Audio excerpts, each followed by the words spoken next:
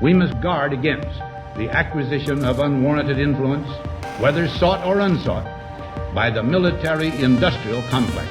Disseminate propaganda to influence people's minds, and this is a major function of the CIA. Hussein and his regime are concealing their efforts to produce more weapons of mass destruction.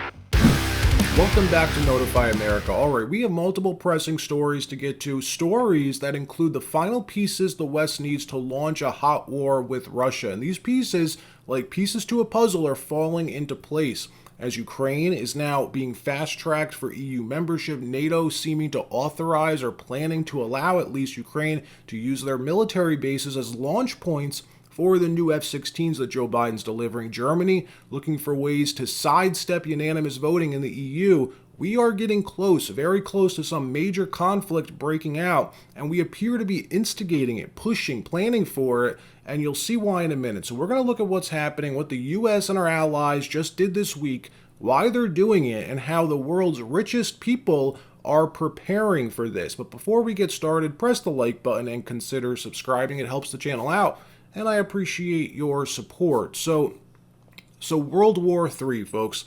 A real world war seems almost hard to comprehend, like utter insanity, that our country's leadership couldn't be so reckless and incompetent to let something like that happen. Well, unfortunately, we have all of the above right now. We have war hawks in positions of authority, positions of power within the State Department, the Pentagon, a national security advisor who thinks this is all just a game, and a president who probably wouldn't know what today's date is. This is a recipe for disaster as we continue to move closer to direct conflict with Russia. Multiple steps were taken this week that, when you look at them in aggregate, paint a clear picture of the direction that we're headed, instigating and preparing for some type of hot war with Russia. But before we look at that, first take a listen to Tucker Carlson in a recent interview predicting a coming war with Russia. Watch this.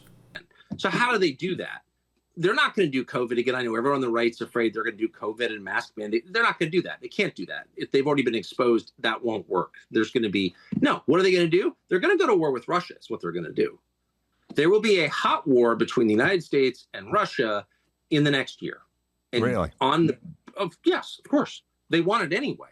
I don't think we'll win it, but that's a separate analysis. But I think it's a political matter. They need to declare war footing in order to assume war powers in order to win. I believe that. And I think the evidence suggests that's true.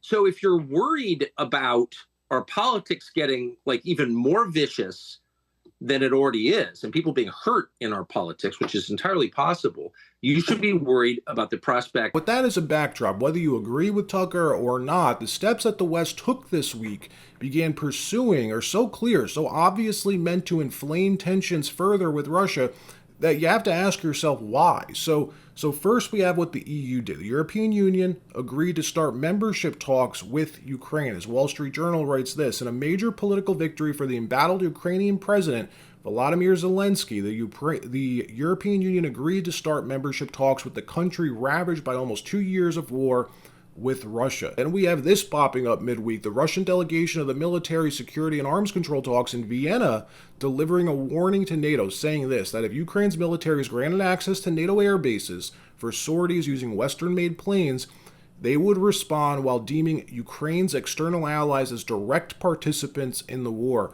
If you weren't aware, the Biden administration authorized F-16s to Ukraine. Right now, as we speak, Ukrainian pilots are being trained in the U.S. at U.S. air bases, learning how to fly them, as Ukrainian pilots, they're accustomed to these older Soviet MiG fighter jets, and there's like this big learning curve when it comes to operating an F-16, not to mention the language gap where all the documentation and controls in the cockpit and the aircraft are in English. Apparently, there's also reports that these Ukrainian pilots are also learning English at the same time. And if you recall, just last year, the Biden administration wouldn't even send tanks or any offensive weaponry that could be used to attack Russian territory.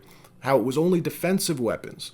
Well, we're way past that at this point. Then we have Germany this week looking for a way, reportedly, to sidestep unanimous voting in the EU. Realize, right now there's one member state holding back Europe from making crazy decisions vis-a-vis Ukraine and Russia. That state is Hungary. Viktor Orban, for example, blocked additional military aid to Ukraine last week. Well, they want Viktor Orban gone. They've wanted him gone for years. Well, since he's so popular in his country, now Germany's talking about alternative ways to get around that. And we all know what happened the last time Germany began acting like this. It didn't turn out that well. Look, as much as it seems unlikely a hot war with Russia is possible, as much as it seems insane for it to come to that, our leaders look at this like it's a game, assuming Russia will blink and they won't pull the trigger.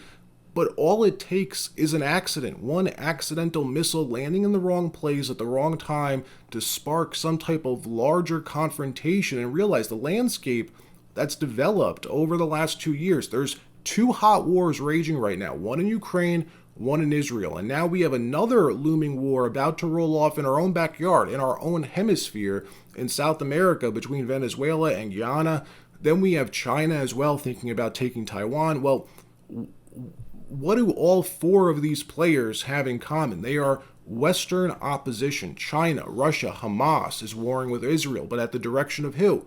Iran. So you have China, Russia, Iran, now Venezuela, all aligned, close allies, fighting or about to fight with Western allies. It's not a far stretch to imagine this blowing up into an all-out world war.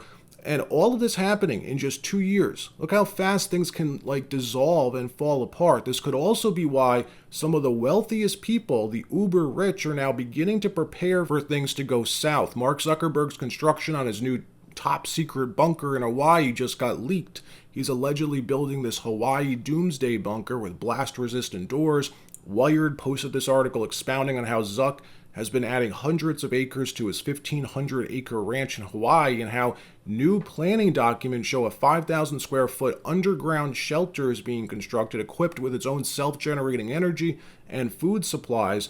The article says this: detailed planning documents obtained by Wired through a series of public record requests show the makings of an opulent techno exandu, complete with underground shelter and what appears to be blast-resistant doors. It says the bunker is underneath what will be 2 central mansions, but both joined by a tunnel connecting the underground bunker. And he's not the first billionaire, by the way, to do this. Apparently, it's like a thing. Most of them are now doing it in New Zealand, not Hawaii. But hey, each his own. The Guardian, for example, wrote this piece a few years ago: why Silicon Valley billionaires are prepping for the apocalypse in New Zealand. According to The Guardian, they started doing this after the 2016 election, which is funny because it turns out the last president wasn't the problem. Instead, all of this is happening under Biden's current tenure.